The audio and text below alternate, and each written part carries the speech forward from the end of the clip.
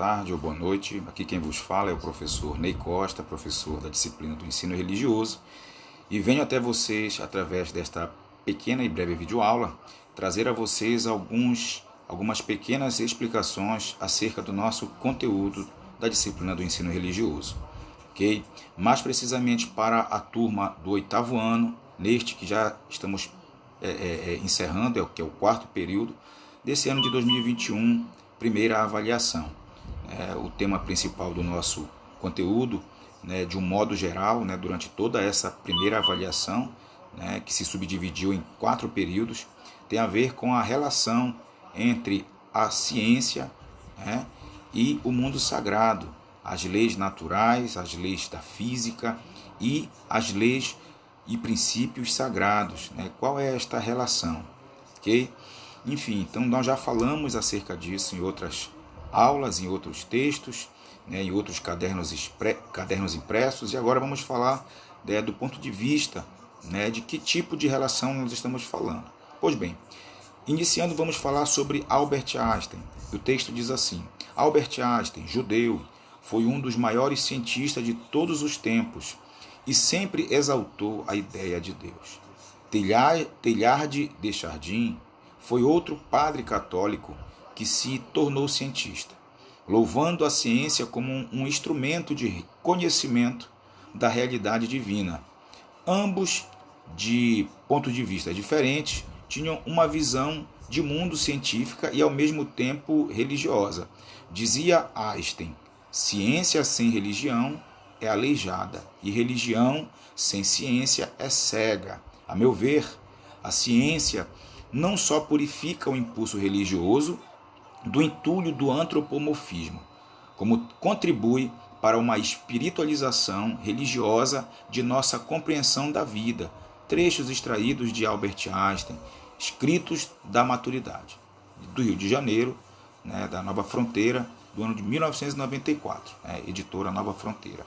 Afirma também Chardin: aparentemente a Terra moderna nasceu de um movimento antirreligioso. O pensamento moderno, o homem bastando a si mesmo, a razão substituindo a crença. Nossa geração e as duas precedentes quase que só ouviram falar do conflito entre fé e ciência, entre fé e razão, a tal ponto que pôde parecer, a certa altura, que esta era decididamente chamada a tomar o lugar da outra. Ora, à medida que a tensão se prolonga, é visivelmente sob uma forma muito diferente de equilíbrio na eliminação. Não há nem eliminação nem dualidade, mas síntese, complementariedade, que parece haver de se resolver o conflito. Após quase 2 séculos de lutas apaixonadas, nem a ciência nem a fé conseguiram diminuir-se uma à outra, mas muito pelo contrário, tornaram-se patente que não se poderiam desenvolver normalmente uma sem a outra, e isto pela simples razão de que uma mesma vida anima as ambas. O mesmo ser humano promove as duas formas de conhecimento, seja científico ou religioso. Religião e ciência, as duas faces ou faces conjugadas de um mesmo ato completo de conhecimento, o único que pode abarcar para contemplá-los, medi-los e consumá-los, o passado e o futuro da evolução.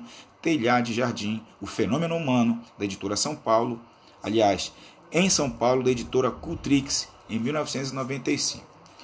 Então, depois da leitura desse texto, um tanto quanto prolongado, é interessante que nós entendamos que existem, obviamente, outras formas de pensamento, quando a temática em questão traz à tona esses 2 núcleos do pensamento humano. O pensamento religioso, que se move pela fé, que explica o mundo, que explica a vida, que explica o sentido da vida pelos pressupostos religiosos, e de outro lado, a ciência, quando também como núcleo de sentido, núcleo de conhecimento, orienta o ser humano, através da razão, a entender qual o seu papel, qual os seus objetivos, qual o sentido da sua própria existência.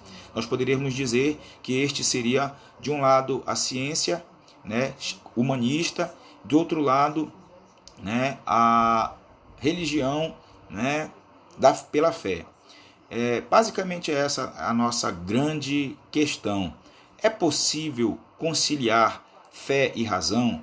Seriam fé e razão as duas asas para o homem alçar o seu voo? Ou fé e razão são de um lado Deus, de outro lado o diabo? Então, é diante dessa questão que Albert Einstein, né, é trazido aqui nessa temática como um dos maiores cientistas, né? Teoria da relatividade e outras grandes teorias que hoje fornecem conhecimento, inclusive repassados nas grandes universidades, nunca chegou ao ponto de anular a ideia da existência de um Deus, de um designer inteligente, de um arquiteto de toda a vida e de todo o universo.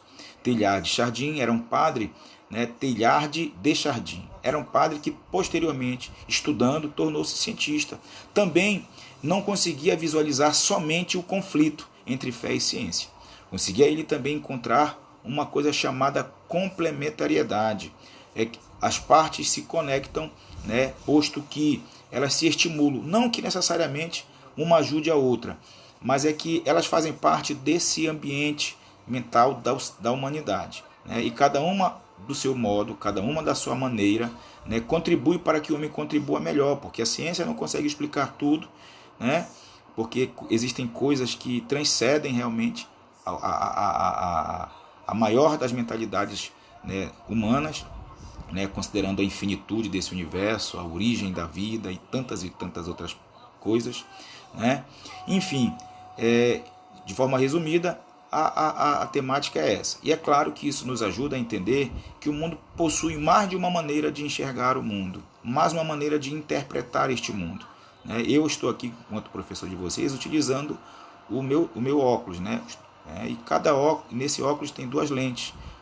Poderíamos dizer que a lente da esquerda é a fé, a lente da direita é a razão. E eu, particularmente, enquanto um ser pensante, me favoreço daquilo que a ciência tem de bom para me orientar e me favoreço daquilo que a religião tem de bom para me orientar.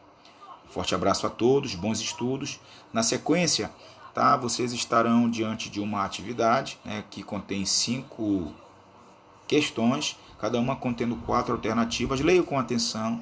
As perguntas que estão aí, elas estão todas dentro de um contexto que você consiga respondê-las apenas lendo esse texto de apoio. Isso não significa dizer que você não possa pesquisar, mas são questões fáceis, simples, que vai depender apenas da sua disposição de continuar os seus estudos. Forte abraço a todos, até a próxima aula.